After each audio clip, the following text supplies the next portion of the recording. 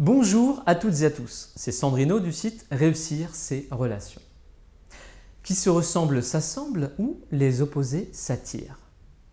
On ne sait plus à quel dicton se fier pour réussir ses histoires d'amour. Alors, avez-vous plus de chances d'être heureux en couple avec un partenaire qui vous ressemble ou avec un partenaire très différent de vous? Eh bien, c'est ce que nous allons voir aujourd'hui. L'approche la plus naturelle qui soit dans le domaine des relations amoureuses serait sans doute celle du dicton qui se ressemble s'assemble. Et il y a plusieurs choses qui peuvent être similaires. Le caractère, les valeurs, les centres d'intérêt, etc. Concernant le caractère, on pourrait dire que deux personnes similaires pourraient s'entendre à merveille. C'est vrai, mais je ne pense pas que cela soit indispensable dans la réussite du couple. En revanche, il me paraît important que les deux partenaires partagent les mêmes valeurs. Car après l'amour-passion du début de relation, nous avons besoin d'aimer notre partenaire pour qui il est. Et les valeurs sont des éléments fondamentaux qui peuvent nous unir ou nous éloigner de notre partenaire. Les différences de valeurs peuvent donc créer des fossés à long terme dans une relation. Concernant les passions, si vous êtes avec quelqu'un qui partage une de vos passions, vous pourrez partager des moments de plaisir et d'échanges communs sur cette passion. Mais attention, il est impossible de trouver quelqu'un qui nous ressemble en tout point. Et même si c'était le cas en début de relation, nous sommes amenés à évoluer avec le temps. Au final, il semble qu'on soit plus fait pour être avec quelqu'un qui nous ressemble tant sur les valeurs que sur le caractère et les passions. Mais quand on y regarde d'un peu plus près, on se retrouve souvent avec des partenaires différents de nous, voire totalement opposés à qui nous sommes. Les opposés s'attirent, mais pourquoi? La première explication qui vient à l'esprit est l'attirance physique.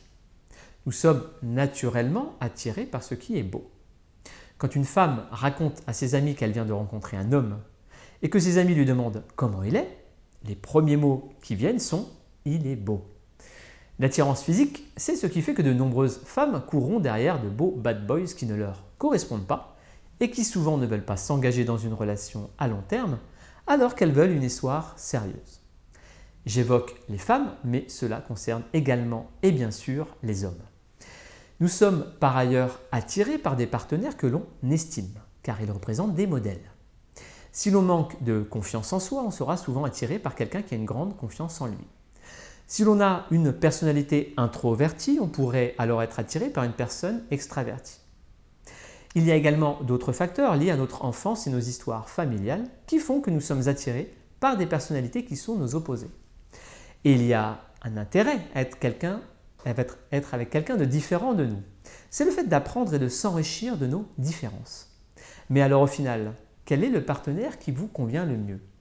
Avez-vous plus de chances d'être heureux avec quelqu'un qui vous ressemble ou quelqu'un de différent? Eh bien, je pense qu'il n'y a aucun principe qui soit applicable en l'état. Certaines ressemblances sont incompatibles et certaines différences également. Si vous êtes d'un tempérament explosif et que vous vous mettez en couple avec votre sosie, votre couple sera explosif. Ce n'est sans doute pas la bonne idée.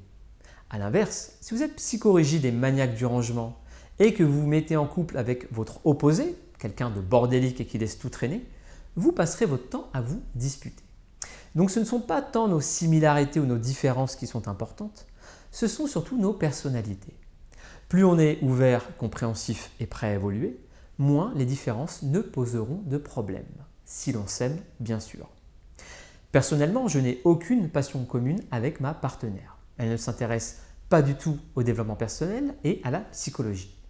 Ce n'est pas vraiment un problème, j'ai pris conscience que je pouvais partager mes passions avec des amis plutôt qu'avec ma partenaire. Et je pense que notre plus grande erreur est de penser que notre partenaire doit tenir tous les rôles. Celui de nos parents, celui de nos amis, celui même de notre docteur. Si vous donnez cette responsabilité à votre partenaire, vous aurez des attentes qui ne seront jamais comblées et vous serez frustré.